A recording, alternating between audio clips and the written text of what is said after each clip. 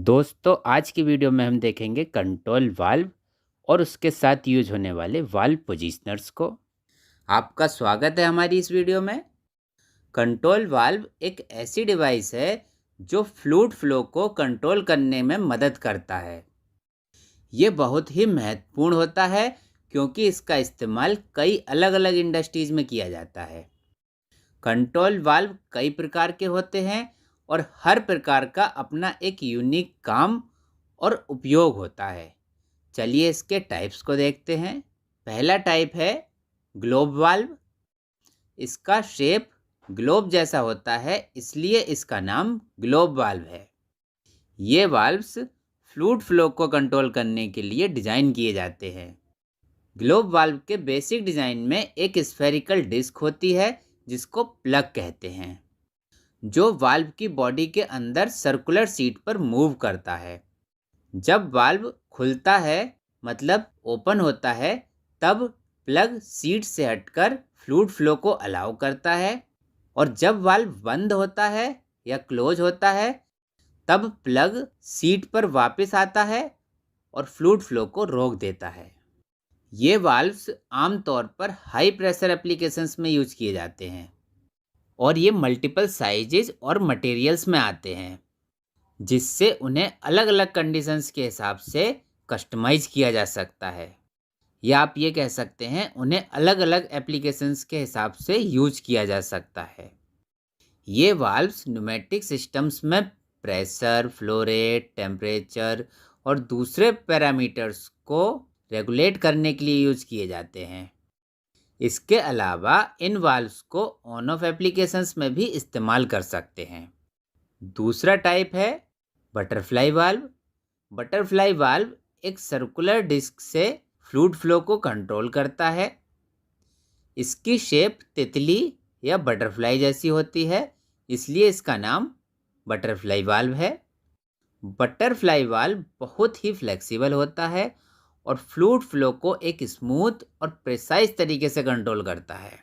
इसकी डिस्क को 90 degrees rotate किया जाता है, जिससे फ्लूइड फ्लो को रेगुलेट किया जा सकता है।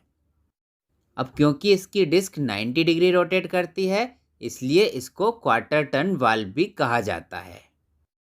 तीसरा टाइप है बॉल वाल्व। बॉल वाल्व एक स्फेरिकल बॉल से फ्लूइड फ्लो को कंट्रोल करता है। बॉल वाल्व बहुत ही ड्यूरेबल और रिलायबल होता है। इसकी बॉल फ्लूइड फ्लो को बंद या शुरू करने के लिए रोटेट की जाती है, मतलब फ्लूइड फ्लो को पास और स्टॉप करने के लिए बॉल रोटेट करेगी। अब देखते हैं कि कंट्रोल वाल्व काम कैसे करता है। कंट्रोल वाल्व का काम फ्लूइड फ्लो को एडजस्ट करने के लिए होता है। इसमें एक एक्चुएटर और वाल्व डिस्क होती है।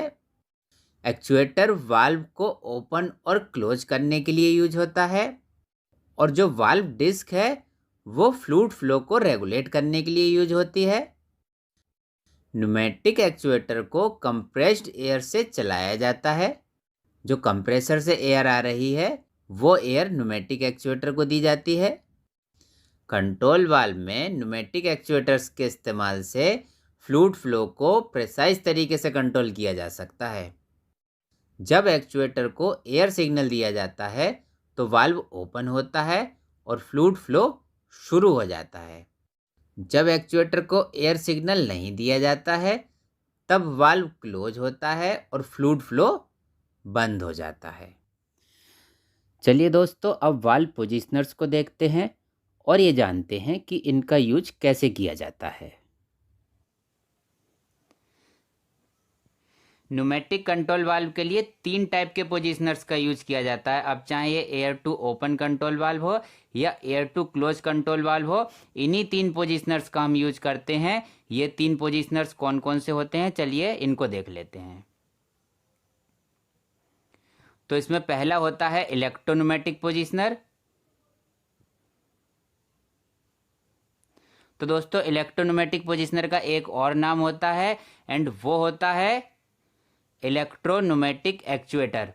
तो इनमें से हम कोई सा भी नाम बोल सकते हैं।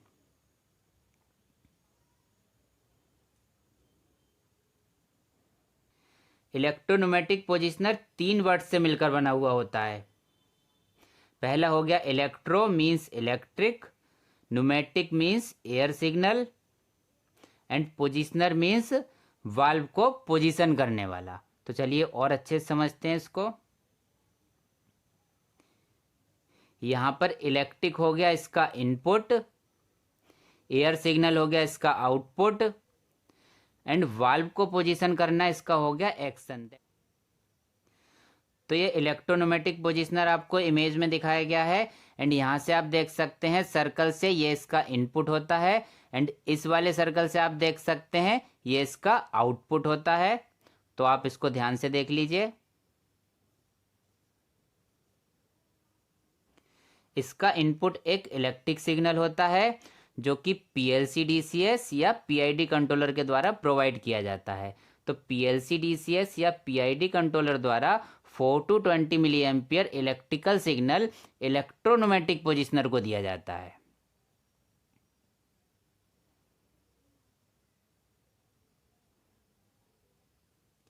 इसका आउटपुट एक न्यूमेटिक सिग्नल होता है एंड ये कंट्रोल वाल्व को ऑपरेट कराने के लिए दिया जाता है। यहाँ से इमेज से देख सकते हैं ये कंट्रोल वाल्व है एंड जो ये एरो से दिखाया गया है ये इलेक्ट्रोन्यूमेटिक पोजिशनर का आउटपुट सिग्नल है।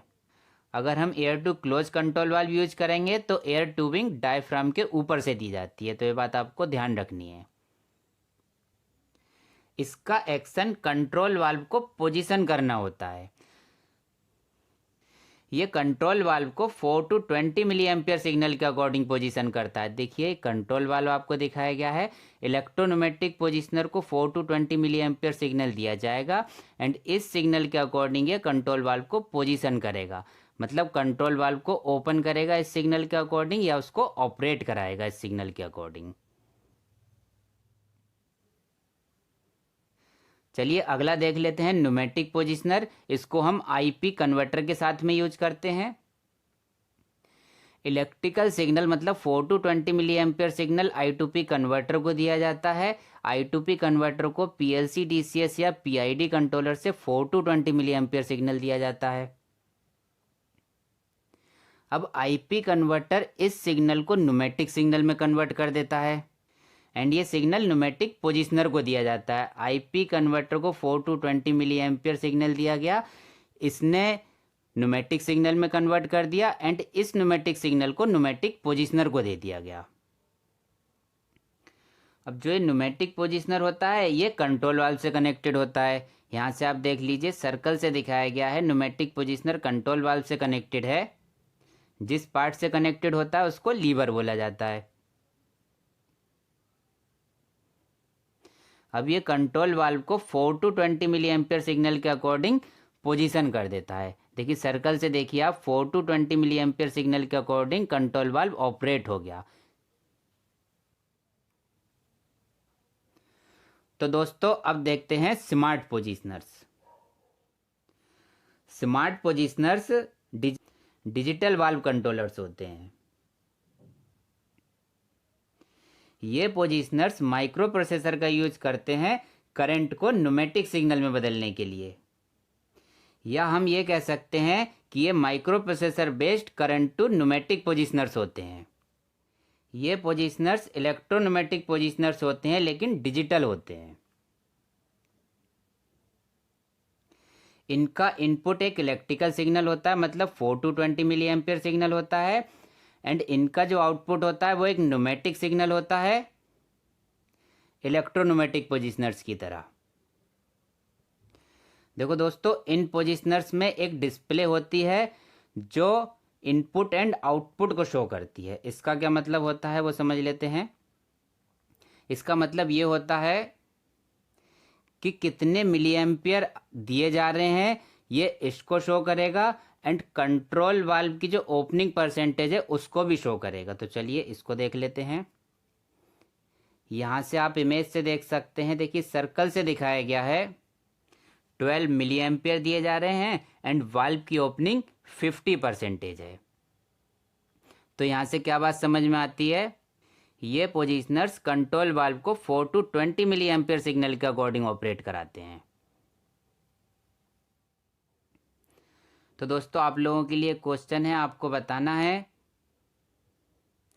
कि वो कौन सा एक्चुएटर है जो ball valve and butterfly valve के लिए यूज किया जाता है। तो चलिए देखते हैं कितने लोग आंसर करते हैं।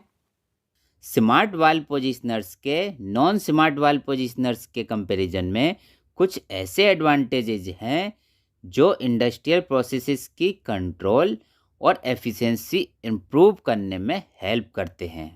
कुछ ऐसे रीजंस हैं जिस कारण स्मार्ट वाल्व पोजिशनर्स को प्रीफर किया जाता है। तो आइए इन रीजंस को समझते हैं। पहला है डिजिटल डिस्प्ले। जो स्मार्ट पोजिशनर्स होते हैं वो एक डिजिटल डिस्प्ले के साथ आते हैं। इनमें आपको इनपुट सिग्नल, वाल्व पोजीशन ये सभी डिस्प्ले पर दिख जाती है। इस वजह से इनको यूज करना काफ़ी आसान हो जाता है। दूसरा है परफॉर्मेंस फीडबैक। देखो दोस्तों, जब हम नॉर्मल इलेक्ट्रोन्यूमेटिक पोजिशनर यूज करते हैं तब वाल्व का पोजीशन फीडबैक सिग्नल अलग से लेना पड़ता है, जो नॉर्मली कुछ टाइम के बाद नहीं चल पाता है। इस कारण वाल्व की जो ओपनिंग परसेंटेज है वो हमें फील्ड में जाकर देखनी होती है। स्मार्ट पोजिशनर में वाल्व पोजिशनर इंडिकेटर इनबिल्ट होता है और जिससे वाल्व की पोजीशन का फीडबैक भी आपको मिलता है। अगला है enhanced control. Smart valve positioners valve position का प्रेसाइज और एक्यूरेट कंट्रोल प्रोवाइड करते हैं। इनमें एडवांस्ड एल्गोरिथम्स और फीडबैक मैकेनिज्म होता है जिससे वाल्व की पोजीशन को फाइन ट्यूनिंग किया जा सकता है। इससे प्रोसेस कंट्रोल और स्टेबिलिटी इम्प्रूव होती है और डिजायर्ड प्रोसेस पैरामीटर्स को मेंटेन करने में मदद मिलती है। अगला है communication and integration. Smart valve positioners communication protocols जैसे कि हार्ट, फील्ड बस या प्रोफिबस से इक्विप्ड होते हैं। इससे इनको डिस्ट्रीब्यूटेड कंट्रोल सिस्टम मतलब डीसीएस और ऑटोमेशन सिस्टम से इंटीग्रेट किया जा सकता है और ये कंट्रोल वाल्व की रियल टाइम मॉनिटरिंग और कंट्रोल प्रोवाइड करते हैं। मतलब जो स्मार्ट वाल्व पोजिशनर्स होते हैं उनको हार्ट कम्युनिकेटर से कनेक्ट किया जा सकता है और कंट्रोल वाल्व की real time monitoring and controlling की जा सकती है। अगला है डायग्नोस्टिक कैपेबिलिटीज। पोटेंशियल इश्यूज को अर्ली आइडेंटिफाई करके smart positioners unexpected valve failure से प्रिवेंट कर सकते हैं और डाउन टाइम को रिड्यूस कर सकते हैं। अगला है ऑटो कैलिब्रेशन। ये स्मार्ट पोजिशनर्स का बहुत बेहतरीन फीचर दिया गया है। कैलिब्रेशन का एक लेंदी प्रोसेस होता था और उसके लिए एक एक्सपीरियंस्ड पर्सन की नीड होती थी। वो स्मार्ट पोजिशनर यूज करने से कम हो गए हैं। इसमें मैनुअल और ऑटो दोनों टाइप के कैलिब्रेशन कर सकते हैं। तो अगर आप ऑटो कैलिब्रेशन यूज कर रहे हैं तो मैनुअली कैलिब्रेट करने की रिक्वायरमेंट नहीं होती है। ऑटो कैलिब्रेशन मोड में स्मार्ट पोजिशनर वाल्व को ऑटोमेटिकली कैलिब्रेट कर देता है। तो ये बहुत अच्छा फीचर इनका है। अगला है energy efficiency. Smart valve positioner से एनर्जी कंजम्पशन भी कम होता है क्योंकि ये अननेसेसरी वाल्व मूवमेंट और एक्चुएटर में एयर कंजम्पशन को रिड्यूस करते हैं। इनको स्पेसिफिक कंट्रोल मोड्स में ऑपरेट करने के लिए प्रोग्राम किया जा सकता है। तो overall smart valve positioners advanced functionality, diagnostics, auto calibration, digital display और इंटीग्रेशन कैपेबिलिटीज ऑफर करते हैं, जिससे नॉन स्मार्ट वाल्व पोजिशनर्स के कंपैरिजन में प्रिसाइज कंट्रोल मिलता है, रिलायबिलिटी इम्प्रूव होती है और मेंटेनेंस कॉस्ट कम होती है। अब कंट्रोल वाल्व के यूजेस को देख लेते हैं। कंट्रोल वाल्व इंडस्ट्री में बहुत उपयोगी है। ये फ्लो रेट, टेम्परेचर, प्रेशर और फ्लूइड प्रॉपर्टीज़ को कंट्रोल करने में मदद करता है। इससे प्रोडक्शन, प्रोसेस और क्वालिटी कंट्रोल में भी फ़ायदा होता है। कंट्रोल वाल्व को इंडस्ट्रीज जैसे कि oil and gas, chemical, sugar industries, power plant, paper industries water treatment plants और भी बहुत सारी इंडस्ट्रीज में प्रयोग किया जाता है। अब कंट्रोल वाल्व के बेनिफिट्स को देख लेते हैं। कंट्रोल वाल्व के सही सिलेक्शन और ठीक से इस्तेमाल करने से एफिशिएंसी बढ़ती है, मेंटेनेंस कॉस्ट कम होती है और प्रोसेस सेफ्टी इम्प्रूवमेंट होती है। तो दोस्तों, आज हमने कंट्रोल वाल्व के बारे में जाना। ये डिवाइस फ्लूइड फ्लो को कंट्रोल करने में मदद करता है और इंडस्ट्रीज़ के लिए बहुत इम्पोर्टेंट होता है।